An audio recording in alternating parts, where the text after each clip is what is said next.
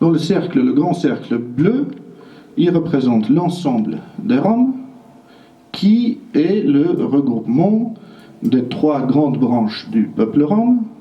Vous verrez dans les dépliants qui sont sur la table des explications sur les 3 grandes branches du peuple rom, qui sont les Roms au sens strict du terme, les Sintés et les Calais ou Gitanes, qui sont dans la péninsule ibérique. Et en France depuis le début du XXe. Alors, ce premier grand cercle, donc, ça représente au moins un demi-million de personnes aujourd'hui. Au moins 500 000 personnes. L'ensemble, Rome, Gitane, Manouche. Et il a été constitué au cours de l'histoire, on voit à partir du petit tableau en bas, de 1419 jusqu'en 1912, il y a par vagues successives des Roms qui arrivent sur le sol français. Et le premier document qui atteste de leur arrivée, c'est une chronique d'une archive d'un village à côté de Lyon, qui est très intéressant parce qu'il dit bailler dessous aux Bohémiens pour que ces Indiens quittent les lieux. Ça veut dire qu'on leur avait donné de sous pour qu'ils partent du village, qu'ils quittent le village. 1419. Alors je dis souvent à propos de ce document comme de l'autre que c'était la politique mise en place par Nicolas Sarkozy, mais avec quelques années, quelques centaines d'années d'avance, la fameuse politique d'aide au retour humanitaire pour les Roumains, à qui on filait alors 100 €, puis 150, puis 300 € pour qu'ils partent en Roumanie, puis ils revenaient, et puis c'était rebelote à chaque fois, et les statistiques du ministère de l'Intérieur gonflaient comme ça, et continuent à gonfler de manière parfaitement artificielle et mensongère, mais le peuple est content. Parce que le peuple, il aime plus la représentation, y compris mensongère, de la réalité, plutôt que la réalité. Le peuple paye des impôts, et le gouvernement, avec les impôts payés par le peuple, met en place un système mensonger pour mentir à ce même peuple. Grosso modo, je te fais mal, mais en fait, je te frappe avec un bitch, comment on dit bitch, avec un fouet dont tu payes la facture. Tu payes la facture du fouet avec lequel je te fouette. Et telle une scène sadomasochiste, tu souris et tu dis encore. Alors, de 1419 jusqu'en 1912, il y a plusieurs arrivées qui viennent de l'Est, donc de par la position géographique de la France, et des groupes qui viennent d'Autriche, d'Allemagne, de l'Empire ottoman, donc incluant la Grèce, évidemment, qui faisait partie de l'Empire ottoman, de Russie, de Roumanie, etc. Et vous voyez les flèches, en 1427, c'est le deuxième document. Les Bohémiens arrivent aux portes de Paris. Et c'est étrange parce que c'est un lieu où il y a aujourd'hui encore beaucoup de Roms qui viennent de Roumanie et qui s'installent là, dans le bidonville. C'est la zone du Landy, à Saint-Denis, pour ceux qui connaissent, devant la basilique de Saint-Denis, ils étaient regroupés là. Et il y a un livre qui s'appelle le journal du bourgeois de Paris, qui décrit ces hommes et ces femmes habillés d'une manière étrange, qui parlaient une langue étrange, les premiers arrivés, c'était des hommes, arrivés à cheval, qui voulaient négocier leur installation, puis après les femmes et les enfants arrivent, et rebelote, l'évêque de Saint-Denis. Alors, à l'époque, Paris était anglais, en fait, c'était sous domination anglaise. L'évêque de Paris, à l'époque, leur dit « partez d'ici ». Et le journal du bourgeois de Paris, il dit qu'ils sont partis vers l'Oise, dans le nord. Donc, toujours la même histoire. Vous êtes venus, c'est bien, vous êtes gentils, vous partez. Ce qui fait qu'on a ces flèches, on a le recoupement du cercle Rome avec le cercle Jean du Voyage, dont on va parler dans un instant, Et on a des personnes qui sont roms, qui arrivent, qu'on ne laisse pas s'installer et qui sont obligées donc de continuer à bouger. Ils se déplacent et comme ils arrivent dans l'endroit A, on leur dit allez à l'endroit B, on leur dit d'aller à l'endroit C. Pendant ce temps-là, il faut bien manger. Donc ils adoptent des activités économiques, des métiers qui leur permettent de gagner de l'argent tout en étant dans le mouvement. Commence ainsi une culture du mouvement et du voyage. Parce que la culture, contrairement à ce qu'on peut entendre dans des salons de ministères chargés de la culture, la culture, à mon avis en tout cas, mon opinion, c'est que la culture est la manière d'être dans le monde, pour chaque personne. Comment on se situe dans le monde, comment on évolue dans le monde, comment on interagit avec le monde, avec la nature, avec les autres, etc. Donc, commence comme ça une culture de l'itinérance, et vous voyez que la flèche qui va vers l'intersection des deux cercles, il y a une bifurcation et une partie donc, de ces Roms réussissent quand même au fil du temps à s'établir quelque part, à se sédentariser, et ils vivent de manière sédentaire depuis très longtemps. Et parmi eux, il y avait aussi que d'emblée, on réussit à s'installer. Et il faut dire qu'au début, l'accueil des Roms en France était plutôt bon.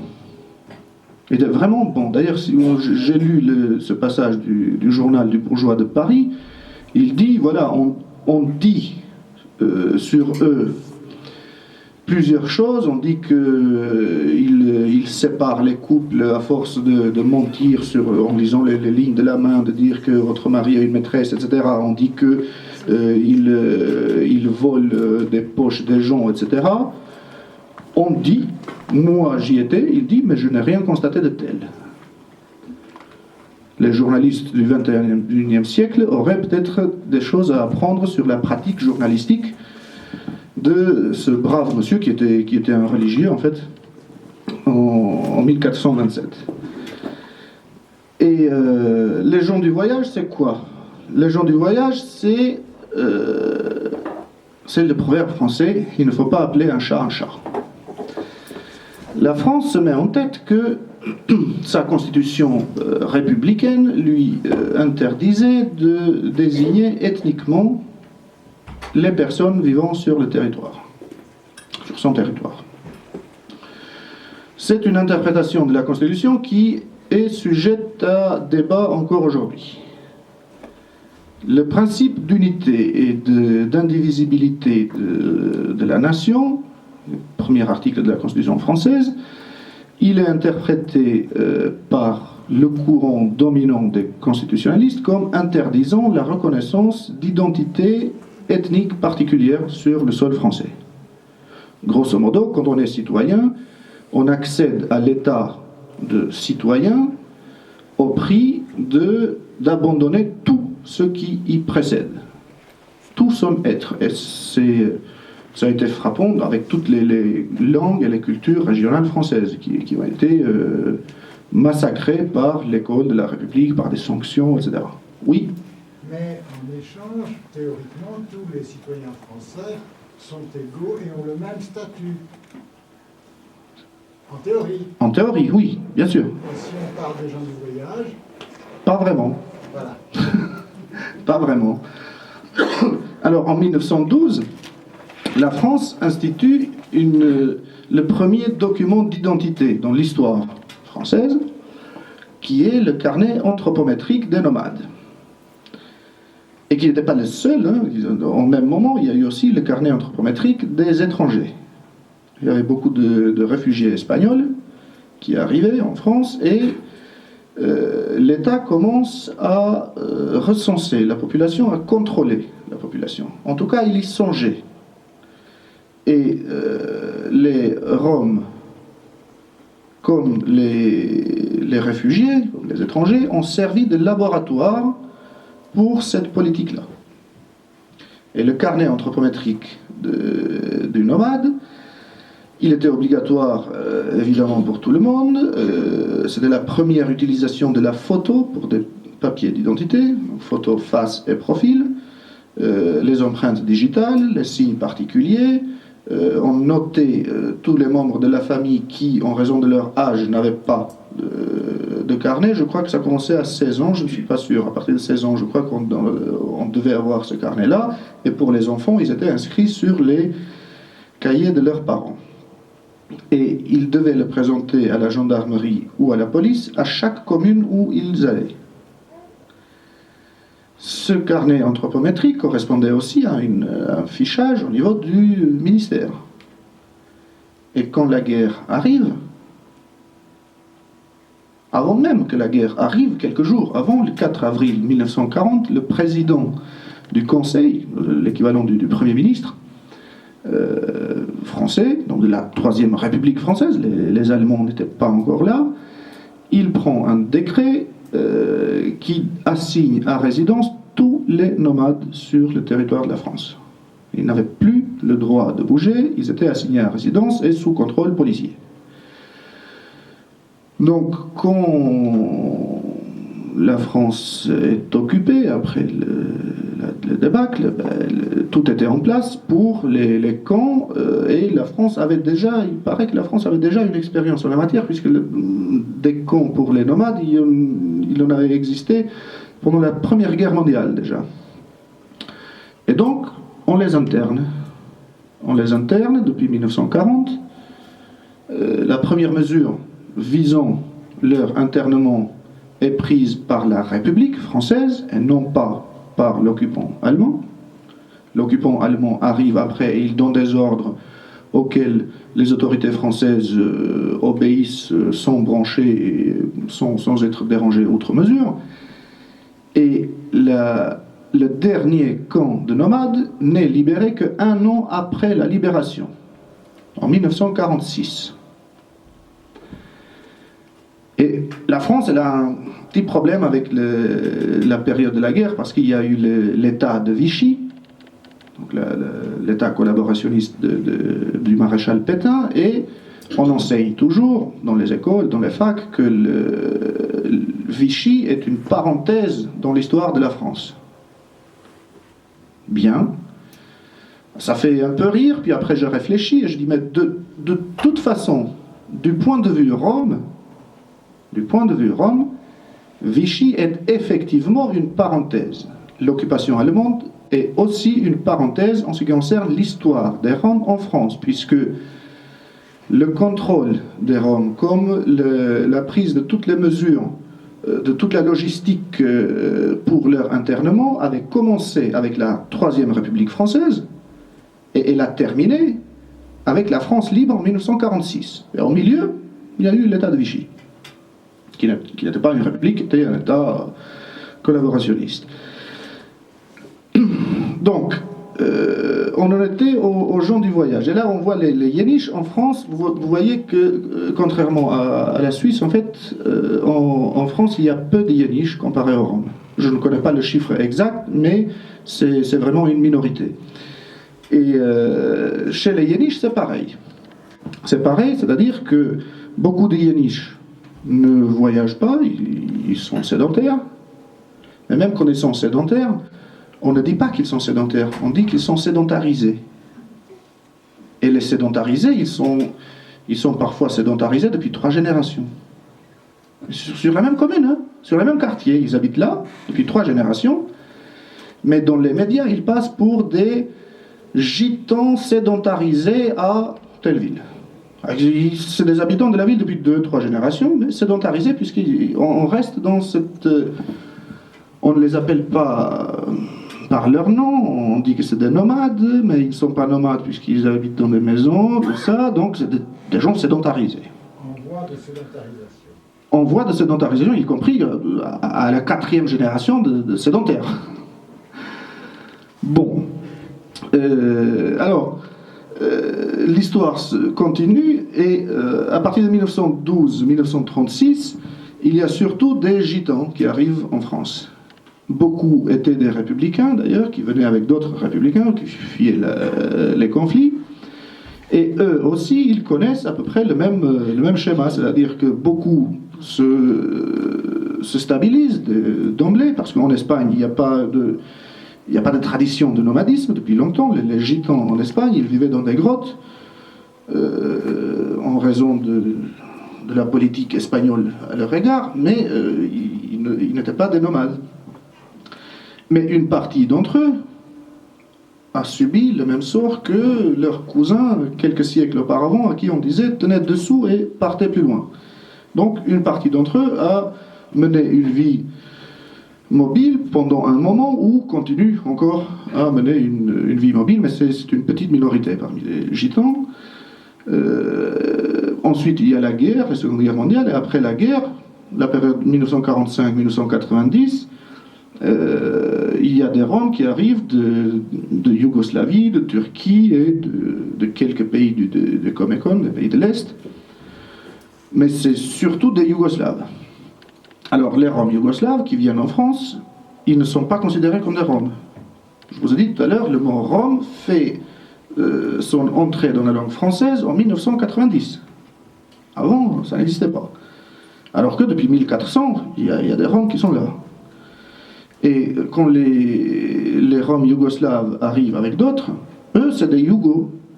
Tout le monde est Yougo. C'est des immigrés Yougos. Il y a des Bosniaques, il y a des Macédoniens, il y a des Serbes, il y a des Albanais qui viennent de Yougoslavie. Et les Roms, ça fait partie de cette migration yougoslave, normale. Ils ont un travail, ils ont un appartement, les enfants vont à l'école, ils vivent à peu près comme tout le monde. Ils font leurs fêtes, ils parlent leur langue et tout ça. Mais il n'y a pas de problème Rome. Et puis on entre dans la période moderne, d'après 1990. Alors là, c'est marrant, parce que beaucoup de Roms venus en 1990 sont passés par un réseau associatif auquel je participais à ce moment-là, et que je continue à participer d'ailleurs, parce que ils viennent d'un pays en guerre. D'abord de Bosnie, ensuite de Kosovo, et beaucoup de Roms qui se trouvaient entre les deux parties belligérantes.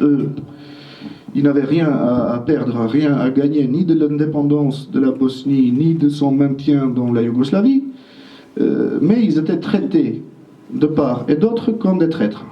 Les Bosniaques les accusaient d'être des collaborateurs des Serbes, et les Serbes les accusaient d'être des collaborateurs des Bosniaques.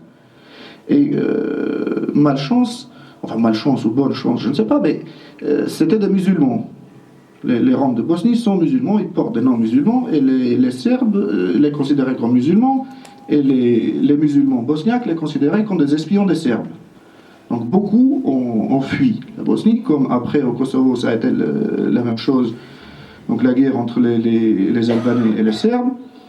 Et là encore, il y a eu beaucoup de Roms qui ont quitté le Kosovo, et beaucoup d'entre eux qui sont venus en France. Alors les Roms bosniaques et les Roms kosovars, je peux vous dire que si je ne les ai pas vus de visu comme ça, la plupart, j'ai vu leur dossier passer, parce que évidemment des demandeurs d'asile qui débarquent comme ça, qui ne parlent pas la langue, etc. Donc premier réflexe, on va chercher des associations roms qui nous aident pour faire nos demandes d'asile. Et donc, voilà, on estime leur nombre à environ 65 000, donc qui sont venus d'ex-Yougoslavie après 1990. 65 000. À la même période, après les années 90, il y a aussi des Roms qui viennent de Roumanie et de Bulgarie. Pour les Roms qui viennent d'ex-Yougoslavie entre 1990 et 2010, oui. Ils ont un statut de réfugié. Alors, ils ont eu massivement le statut de réfugié, ce qui n'était pas le cas dans d'autres pays. Ouais. Mais en France, on s'est battu assez efficacement pour ça, en fait. Pour qu'ils obtiennent ce droit, ou il avait d'office déjà? Ah non, pas d'office. Pas d'office, d'ailleurs. Au début, les autorités, c'était l'OFPRA qui s'occupe de ça en France, Office français de protection des réfugiés et des apatrides. Ils étaient assez réticents parce qu'ils ne comprenaient pas. Et de toute façon,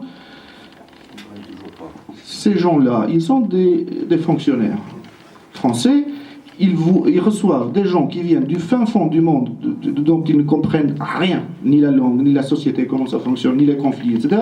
Et ils doivent décider si oui ou non le gars en face est un réfugié. Et tout ce beau monde, aujourd'hui, c'est-à-dire le 27 septembre dernier, la délégation interministérielle de l'hébergement et de l'accès au logement, qui est un service rattaché au Premier ministre en France, il annonçait le chiffre de 17 000 personnes habitant dans des bidonvilles.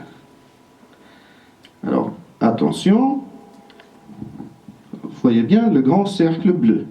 Ça, c'est les Roms. C'est au moins 500 000. Et à chaque fois que je dis 500 000 d'ailleurs, les Roms, ils me disent, mais arrête, toi, tu es encore dans les estimations d'il y a 30 ans. C'est pas 500 000, aujourd'hui c'est beaucoup plus, c'est 800 000, peut-être 1 million même. Bon. C'est possible, je ne sais pas, parce qu'il n'y a pas de recensement. Là où je suis quasiment certain, enfin, un pourcentage très faible d'erreurs possibles, c'est les 65 000, parce que leurs dossiers sont passés entre mes mains. Et les 15 000 sont aujourd'hui 17 000. Sauf que les 17 000, ce n'est pas des Roms, ce n'est pas forcément des Roms, il y a une majorité de Roms, mais il y a aussi des Roumains, des Bulgares, des Turcs, qui vivent dans des bidonvilles, avec des Roms ou non. Sauf que, dans l'imaginaire, le Rom est celui qui est en bidonville. Le Rom est celui qui mendie. Moi, je ne suis pas Rom. Parce que je ne suis pas en bidonville, parce que je ne mendie pas.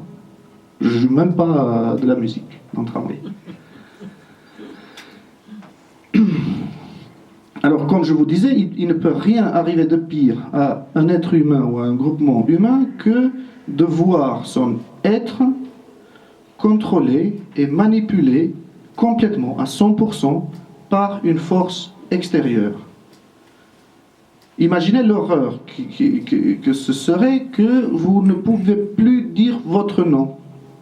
Comment vous vous appelez?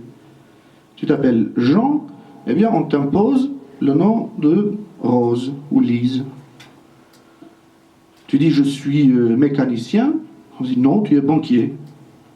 Bon, une fois ça va, deux fois ça va, à la longue ça fait des dégâts. Et c'est ce qui se passe.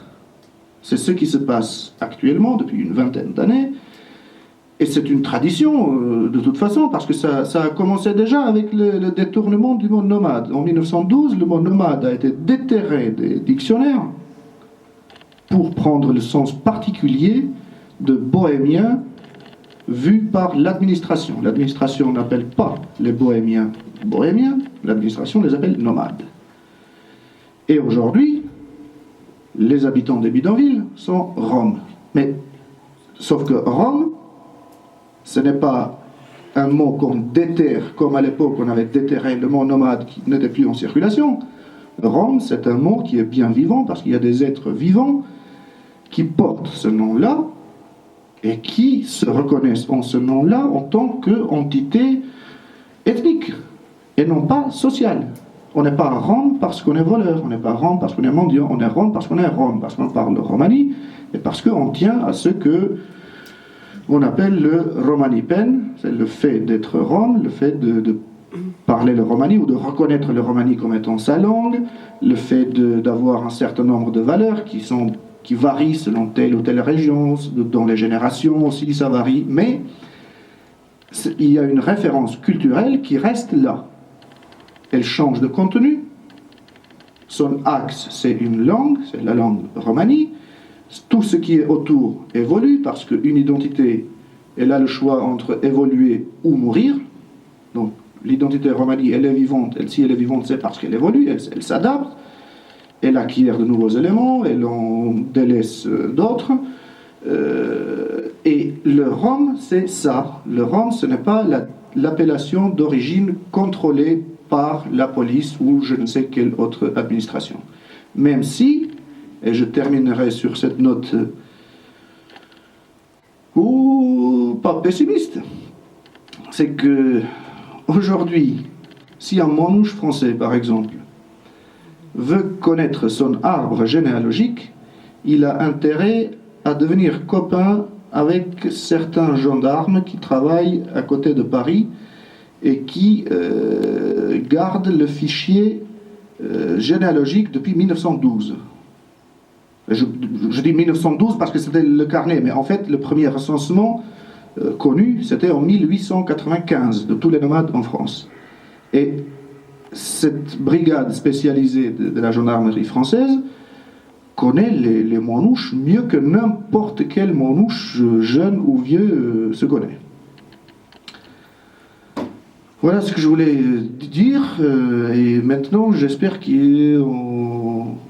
je ne vous ai pas assommé et que, voilà, si vous avez des questions... On va passer le micro, s'il y a des questions. Tout au plus, c'est un client. Il n'y a aucune ironie. Tout au plus, c'est le banquier que je dois aller voir. Mais il n'y a pas de vie commune, partagée, etc. Alors que dans les Balkans, c'est pas ça. Dans les Balkans, on vit les uns avec les autres parce que c'était comme ça. C'était je sais pas, je pense que c'est dû à l'histoire, à l'Empire ottoman, et que de toute façon, il y a toujours eu du brassage, et la culture des peuples balkaniques a été marquée par ça, et y compris quand il y a eu des conflits. Il y a un conflit, il dure un certain temps, puis après on revient à l'état normal des choses. Et l'état normal des choses, c'est que quand il y a un mariage chez un Rom et que les voisins sont gadgés, mais les voisins sont voisins. Donc les voisins sont là pour préparer le mariage, ils mettent la main dans les pattes et vice-versa. Donc il y a une vie commune. En France, non. En France, les manouches, je me rappelle en manouche à Strasbourg, j'étais à une réunion du Conseil de l'Europe, à la pause je sors comme ça, il y avait fête foraine, et je vois le manouche, il faisait des grillades, des sandwichs avec du lard grillé, très bon d'ailleurs, et je lui dis ce que je faisais là. Il me voit, il dit, tu travailles avec les gorgés toi? Je dis, ben oui, il y en a des bons, hein. J'en ai de la vie. Ou gorgio et jouka. Tu peux pas travailler avec les gadgets. Alors, ça pourquoi? Parce que 1419 baillait dessous aux Bohémiens pour que ces Indiens quittent les lieux. Et ça ne s'est pas arrêté en 2013, c'est comme ça. Toujours exclu, toujours à la marge, toujours à part. Alors, l'antiziganisme roumain, lui, la Roumanie, les Roumains n'aiment pas trop qu'on dise que c'est les Balkans. La Roumanie, c'est la Roumanie. Bon, la Roumanie, c'est beaucoup balkanique aussi. Et l'antiziganisme roumain a ceci de particulier qu'il s'appuie sur 5 siècles pendant lesquels les Roms étaient esclaves. Dans deux principautés roumaines, ils étaient esclaves, donc c'est même pas une critique, c'est un truc objectif. Un esclave, c'est pas un être humain. Et c'est ce qui explique aujourd'hui qu'on raconte une espèce de blague roumaine où on dit un homme arrive monté à cheval. Et puis quand l'homme approche, on dit au diable, c'est pas un homme, c'est un tzigane. Et ça, c'est ancré dans les mentalités parce qu'il y a eu 5 siècles durant lesquels les Roms n'étaient pas des êtres humains, ce sont des objets qu'on vend, qu'on achète, qu'on perd en jouant aux cartes, dont on fait cadeau, voilà, c'est des objets. Et déshumaniser un Rom en Roumanie, aujourd'hui, c'est quasiment dans l'ordre des choses. Et ça dépasse, ça traverse toutes les classes sociales. D'ailleurs, il y a plus de chances de trouver des racistes anti-roms dans les classes supérieures que dans les couches sociales inférieures, paysans, ouvriers, etc. Plus on est intellectuel, plus on est éloigné de la vie voilà, un peu dure de tous les jours, plus on a tendance à déconsidérer les Roms, à les considérer comme rien.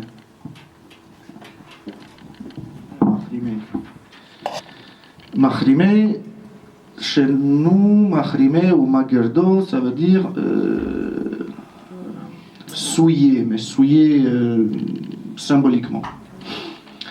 Alors, ce n'est pas l'argent lui-même qui est mahrimé, c'est la manière dont on l'utilise et les objectifs auxquels on l'assigne. Et pour toucher de l'argent européen, il faut se lever tôt, très tôt. C'est très difficile. Ou être corse. Ça a été donné. Ou être corse, je sais pas. Je sais pas. Ça a été donné. Oui, oui. Alors, il y a 10 jours, j'étais à Bruxelles dans une réunion où il y avait aussi des officiels de la Commission européenne qui nous expliquaient un programme de financement.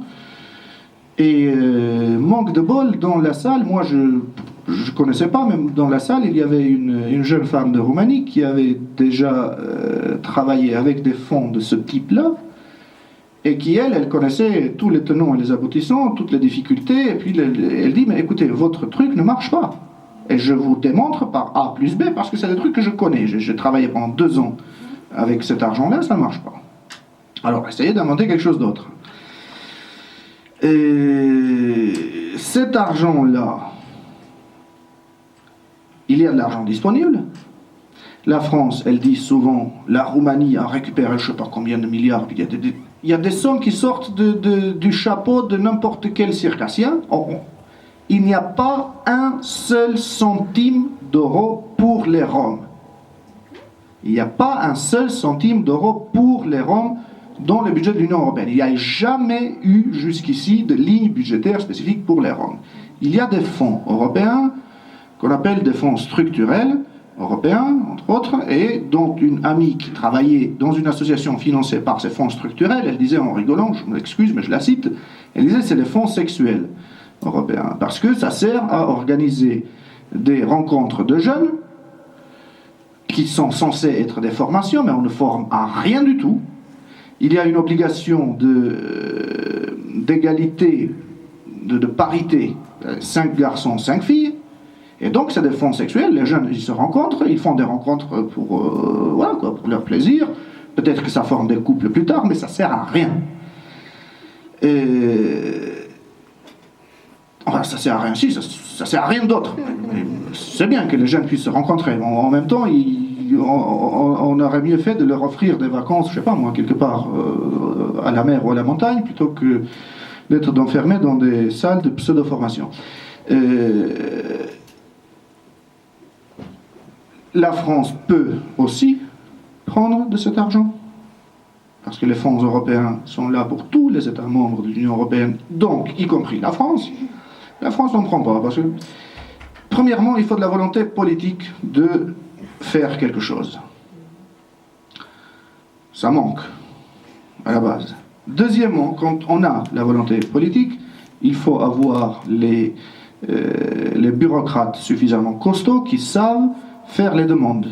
Je vous assure, c'est une horreur, ce truc-là. J'en ai vu, je me suis dit, oula, à votre fonds FSU, ou FS, ou je ne sais pas quoi, moi je préfère le fonds HU. C'est quoi le fonds HU? C'est un fonds hold-up. Un fonds hold-up, braquage. On prend des risques en braquant une banque, mais le résultat, il est immédiat. Et là, faire des formulaires, ça rend malade, ce truc-là. Ça rend vraiment malade. Et puis pourquoi faire? Pourquoi faire? Il n'y a pas un seul centime pour les Roms, il y a de l'argent disponible pour améliorer les infrastructures, pour améliorer telle ou telle chose dans l'espace européen. Il ne faut jamais, et c'est ça l'erreur, c'est pas forcément une erreur d'ailleurs, hein, mais c'est un mécanisme très efficace pour nourrir le racisme, parce que on donne de l'argent pour je sais pas, pour faire les routes dans 1 ou 2 villages en Roumanie, on dit voilà, ça c'est compté, c'est comptabilisé pour les Roms. Ben non. Le village, il n'y a pas que les Roms qui passent dans la route, hein, il y a tout le monde. Et ça fait que les discours racistes s'appuient désormais sur des chiffres qui sont faux, mais qui sont communiqués par des institutions. Donc, faux mais crédibles.